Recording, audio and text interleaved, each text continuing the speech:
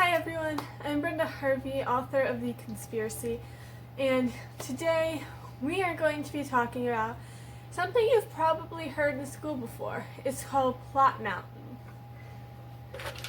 Now, I have this big chalkboard up here, so I can show you what I mean. So, if you don't recognize the name, you might recognize the diagram. This is Plot Mountain, and so, trying to get in the shot. So, this is Plot Mountain. So, you probably know we kind of have our intro, rising action, climax, falling action, and then our conclusion.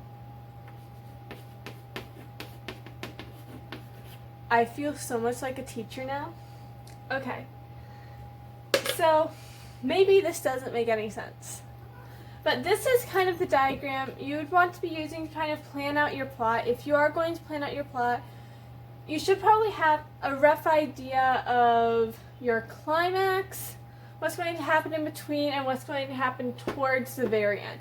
You don't have to have all of that perfectly figured out yet, but I definitely recommend at least knowing your climax, about where you're going to end, and some events in the rising action. Now, to explain this, we're going to use a book that most of us have read, Harry Potter, the first one, Harry Potter and the Sorcerer's Stone. So, let's start with our intro. So we kind of start the book with all of these owls, and then Harry is dropped off.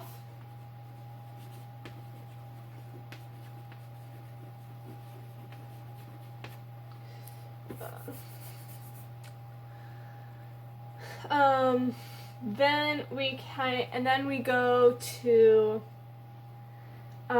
Harry's introduction under the stairs.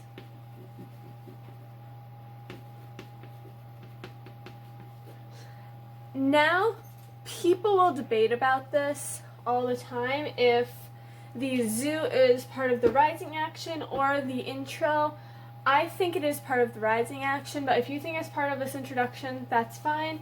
So with the rising action, these are all events leading up to your climax. So we have the zoo with the snake, and then we have the letters. We have the letters. Then we have Hagrid. Hagrid coming. We have Hogwarts.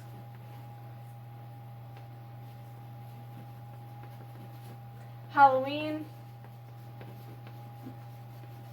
And so on and so on, until we reach the climax. So, the climax is the big final battle. So that is going to be Voldemort with the stone. Right there. So, next we have our falling action. So this is going to be the hospital,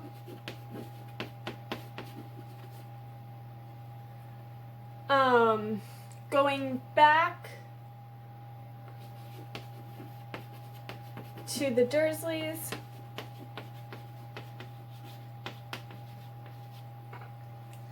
and then right here, this conclusion, a lot of people debate on how much a story needs this. You could even say going back to the Dursleys is the conclusion. Honestly, the conclusion is kind of hard to find a lot of the time, especially in books in a series. If we did the 7th Harry Potter book, it would be that epilogue where their children are getting on the Hogwarts Express. Speaking of series,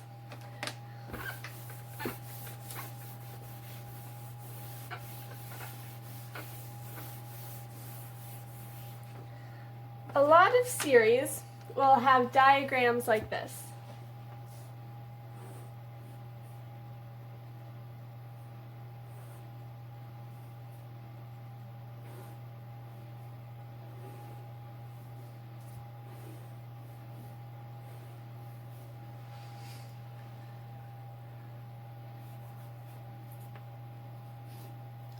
So in this diagram, this would be the first Harry Potter book, second, third, fourth, fifth, sixth, seventh, and this would actually be our conclusion to the whole series. But as you can see, we have our rising action right here, and it goes on for longer because this is 7 books worth of this climax right here. This is that final battle with Voldemort at the very end. And then our falling action might look a little more like this, or it could be that shorter one I showed you earlier. It doesn't really matter. It depends on the series. It tends to be more here, but some series do have that longer falling action. So this is Plot Mountain. So again, you've probably heard about this in school.